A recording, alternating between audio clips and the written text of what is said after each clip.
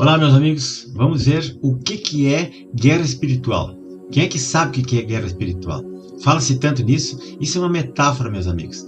A guerra espiritual é uma linguagem metafórica que se usa para fazer comparações subjetivas, para se falar algo de uma forma indireta, né? E as metáforas são figuras de linguagem que enriquecem a forma como nos comunicamos, com a utilização de um duplo sentido para expressarmos as nossas ideias, né? Fica mais elegante, fica mais bonito se falar nessa situação. E hoje eu vou falar aqui sobre a guerra espiritual, que são as mesmas estratégias que o Sun Tzu usou na arte da guerra. Elas, na verdade, elas são metáforas empregadas numa situação real, né? Numa situação real que nós estamos vivendo. Então, na verdade, essa guerra espiritual que eu estou falando, ela não se trata de uma guerra assim invisível, ou que um espírito vai brigar com o outro, ou não é uma coisa abstrata, uma coisa metafísica. Ela é uma guerra de humanos contra humanos. Esses humanos que só têm a cara de humanos, porque só falta chifre, feder enxofre. São pessoas maldosas, são pessoas que elas têm uma dissonância cognitiva e uma maldade infinita. Elas são, na verdade, os agentes da maldade no mundo para destruir os outros. São as pessoas que são da esquerda. Elas realmente já nasceram erradas, né? Elas não entendem, não têm empatia por ninguém. Então, os demônios encarnados que a gente vê aí, os anticristos que surgem de volta e meia pelo mundo aí, como vocês estão vendo aí, né, naquela foto ali, são pessoas que vieram para destruir, não vieram para construir. Então essas pessoas são aqueles esquerdopatas que levam as pessoas para a câmara de gás, que degolam criancinhas, que roubam, que corrompem, que querem usar droga, liberar droga, escravizar os outros, destruir a civilização, destruir a cultura, a religião das pessoas, né? Tanto do Ocidente quanto do Oriente, não importa. Então, o que nós vemos, por exemplo, no nosso país, os nossos representantes no Congresso, os deputados e senadores lá?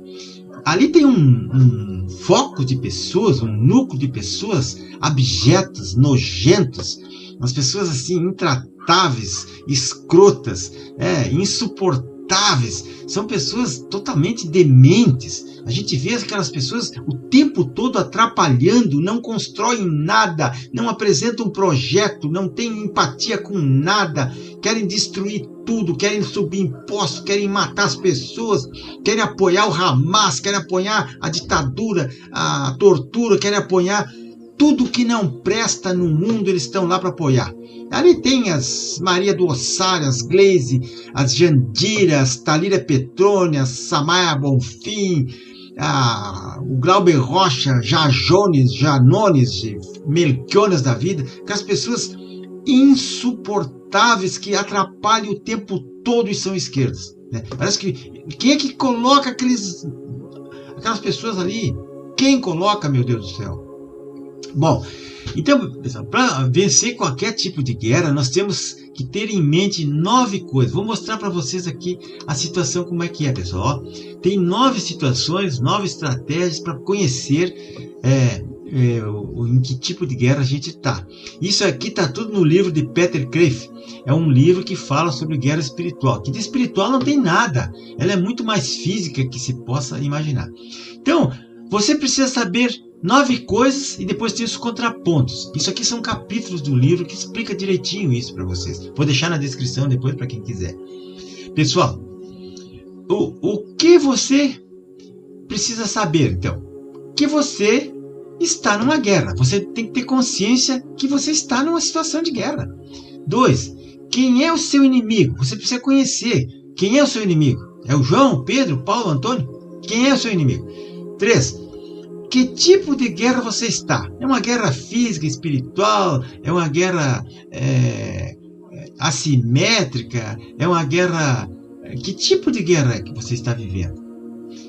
Qual o quarto aí? Qual o princípio básico desse tipo de guerra? Então, tem que saber, né? Você tem que conseguir as regras básicas da batalha. 5. Qual é a estratégia do seu inimigo, né? Qual é o plano de batalha dele? Você tem que conhecer o plano dele. 6. Onde fica o campo de batalha principal? Você tem que saber qual é o foco, qual é a área que ele está atacando. Se é na economia, se é na religião, se é na política, se é na família, nos costumes. 7. Que armas você vai usar para derrotar o seu inimigo? Você tem que saber que tipo de arma ele está usando. Você não vai usar uma faca contra um canhão. 8. Como adquirir essas armas? É arma do conhecimento? É arma de bala? É metralhadora? Ou é apenas dialética? Qual é a arma que você vai usar? 9. Por que você vai ganhar a guerra? Então, qual o objetivo? Você acredita na vitória? Você não acredita? O que você vai ganhar com isso? E aí vem o contraponto. Você não vai ganhar a guerra, você não ganhará uma guerra se você está pregando paz no campo de batalha. Aquela história da direita limpinha, né? Não vamos contestar, senão o PT volta. Você não pode pregar paz quando você está no meio da guerra. Se você não sabe contra quem você está lutando, você já perdeu. Se você ignora o tipo de guerra que você está lutando, você já perdeu. Se você desconhece as regras básicas da batalha, né? Os princípios básicos, você já perdeu. Se você não sabe o plano de batalha do seu inimigo, né, qual a estratégia dele, você já perdeu. Se você for lutar no campo de batalha errada, né, ou fora do campo principal, você já perdeu. Se você não usar a arma certa, ou usar as armas erradas, você já perdeu. Se você não sabe como conseguir a arma certa para você lutar, se você não se preparar, você já perdeu. Se você não acredita na sua vitória, você já perdeu. Então, a situação é mais ou menos essa, meus amigos.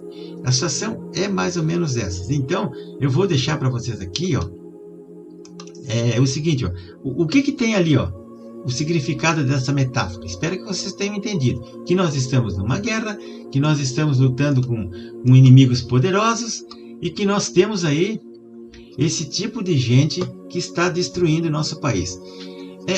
Digo agora para as pessoas que, como eu, que sempre tem familiares que pretendem fazer concursos no futuro, concursos na área jurídica, para juízes, por exemplo, o Barroso, que é o pessoal que faz parte lá do núcleo duro do PT, ele, como presidente do STF, presidente do Conselho Nacional de Justiça, vai criar uma norma lá interna que os candidatos ao concurso de juiz prestarão uma prova nacional para participar do concurso da magistratura. Então, essa prova significa o seguinte, ó, eles vão escolher a pessoa, né? A pessoa vai ter que ser ativista, progressista, vai ter que ser alinhado com as ideologias que estão no poder, como era na antiga União Soviética, como era na antiga Alemanha, como é na Venezuela. Se o candidato a juiz não for alinhado com o partido que está no poder, ou com a ideologia, ele não vai entrar. Veja um absurdo disso aí. Todo dia sai uma coisa dessa, os advogados, os alunos, não estão se dando conta do absurdo da ditadura.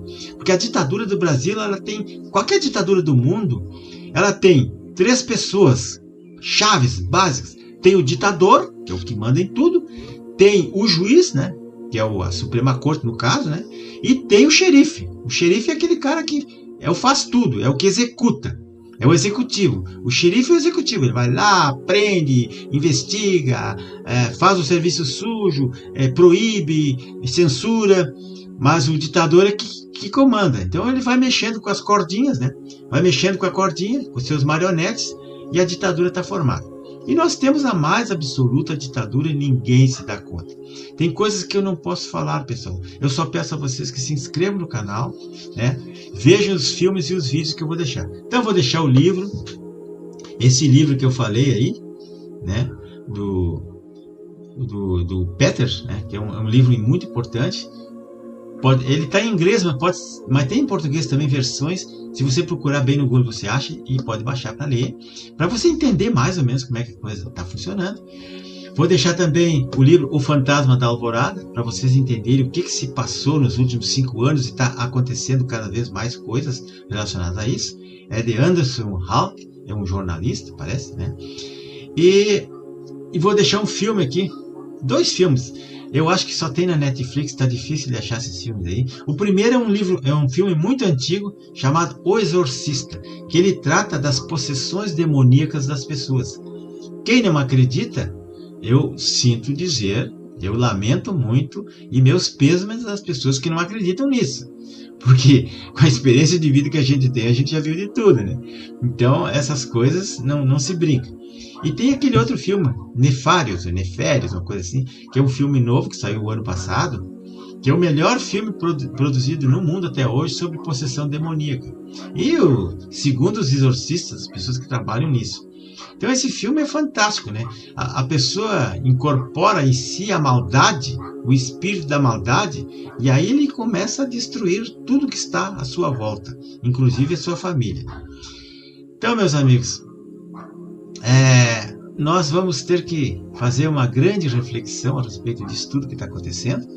E peço a vocês que se inscrevam nesse canal, por favor, é muito importante isso, para que eu possa passar para vocês todo esse material que eu tenho aqui a respeito disso que eu falei aqui. Então, meus amigos, quem for fazer concurso de agora em diante, se não for garantista, ativista, progressista ou todos os istas, está lascado, né?